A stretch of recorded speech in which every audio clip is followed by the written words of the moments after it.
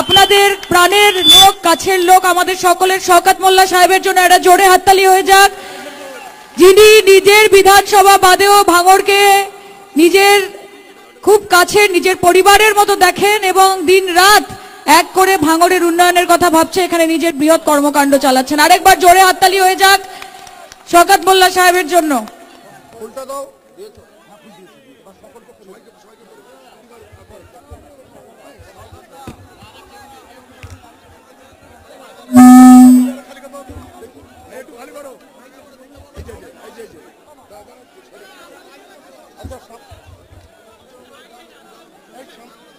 Hello hello, ঠিক আছে।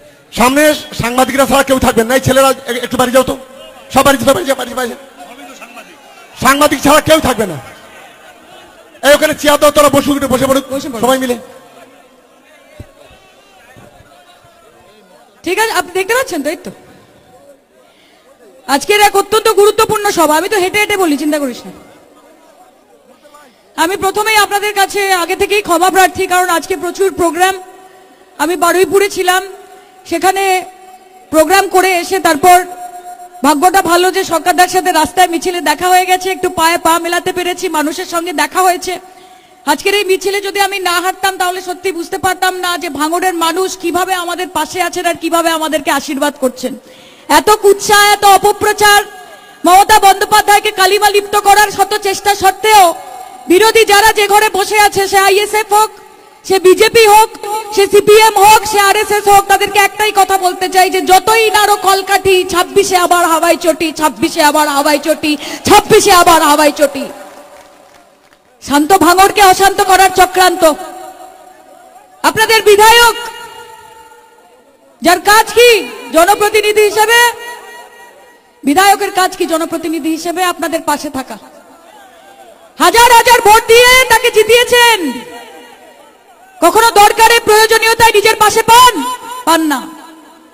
আজকে এখানে হলপ করে বলতে পারি যে 4 বছর হয়ে গেল আপনাদের বিধায়ক, তাকে যতবার না দেখেছেন ভাঙড়ের মাটিতে, 10 মাস হয়েছে আমি সাংসদ হয়েছি, তার থেকে বেশি দেখেছেন, এই কথা আপনাদেরকে আমি বলতে পারি। হুজুরের কি হইল অন্তরে জ্বালা, হুজুরের কি হইল অন্তরে জ্বালা। 3-4 রকমের জ্বালা হচ্ছে এখন। প্রথম জ্বালা কি?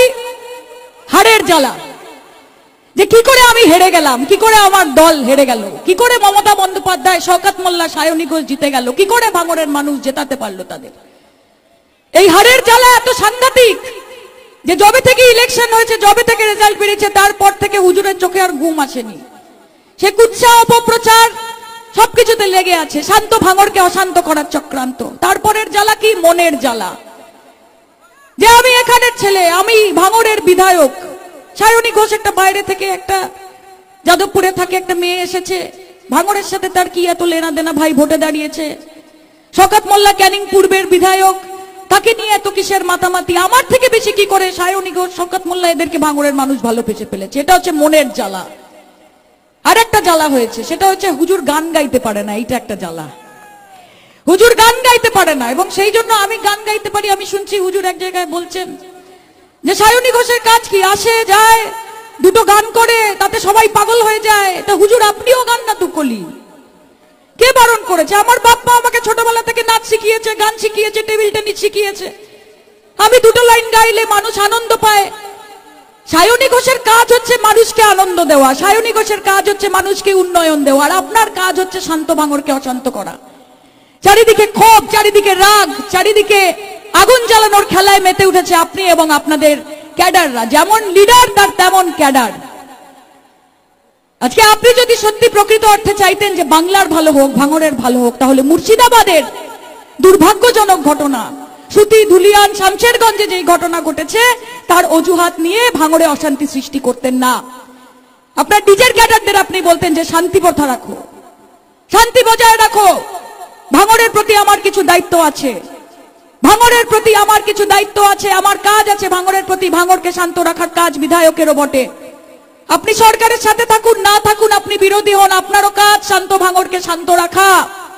কিন্তু আপনি সেটা করছেন না, আপনি অশান্তি সৃষ্টি করছেন, আপনি অশান্তি সৃষ্টি করছেন। আরে ওয়াকফ আইনের বিরোধিতা আমরা করি, ওয়াকফ আইনের বিরোধিতা সংসদে আমরা করেছি, আইনি লড়াই আমরা লড়ছি। আমাদের মুখ্যমন্ত্রী নিজে বলেছে যে সকল মুসলমান ভাইদের প্রতি, সকল মুসলমান মা বোনেদের প্রতি আমাদের সহমর্মিতা আছে, আমরা তাদের পাশে আছি। আর যেখানে যাই হয়ে যাক না কেন, পশ্চিমবঙ্গে ওয়াকফ আইন কোনোভাবে লাগু হবে না। আমরা লড়াই করেছি, আমরা লড়াই আগামী দিনেও চালিয়ে রাখবো। হুজুর বলছে যে সায়নী ঘোষকে বলো, জিজ্ঞেস করো, ভাঙড়ের মানুষকে বলবো সায়নী ঘোষকে জিজ্ঞেস করুন যে উনি সংসদে গিয়ে কি করছেন।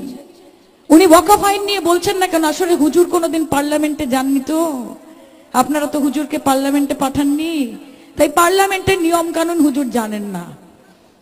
হুজুর জানেন না যে আমি তাও আপনাদেরকে জানিয়ে রাখি যে আমাদের দলের কাছে 35-40 মিনিট ছিল বক্তব্য রাখার জন্য। দল চেয়েছে একটা আর্গুমেন্টেটিভ বক্তব্য হোক। কাকে দিয়ে বলিয়েছে? উকিল কল্যাণ ব্যানার্জি। 35 মিনিট লড়াই করেছেন সংসদে দাঁড়িয়ে কল্যাণ ব্যানার্জি তৃণমূল কংগ্রেসের হয়ে। কেসের মতো করে লড়াই করেছেন, কোর্টরুমের মতো করে লড়াই করেছেন যে আমরা ওয়াকফ আইনের বিরোধিতা করি। আবু তাহের বলেছেন, মুর্শিদাবাদের এমপি আবু তাহের বলেছেন, তিনি ওয়াকফ আইন সম্বন্ধে বলেছেন। আজকে এত সংখ্যালঘু আমাদের, তাদের প্রতিনিধিত্ব করার জন্য একজন মুসলমান ভাই যদি না বলেন আপনাদের ভালো লাগতো? আপনারা বলেছেন। আরে সায়নী ঘোষ বিগত 10 মাসে পার্লামেন্টে গিয়ে কিভাবে লড়াই করছে ভাঙড়ের মানুষের কাছ থেকে আপনি জেনে নিন, আপনাকে রিল দেখিয়ে দেবে। কারণ তার নিচে ভাঙড়ের মানুষই লেখে মাশাআল্লাহ সুবহানাল্লাহ। সায়নী ঘোষ ওয়াকফ আইনের ওপর যদি নাও বলে থাকে, সায়নী ঘোষ ওয়াকফ আইনের বিরুদ্ধে ভোট দেওয়ার জন্য দুপুর 12টা থেকে নিয়ে রাত্রি 2:30 অবধি সংসদে বসেছিল, কারণ সায়নী ঘোষ বিরোধিতা করে ওয়াকফ আইনের। বেশি বড় বড় কথা বলবেন না।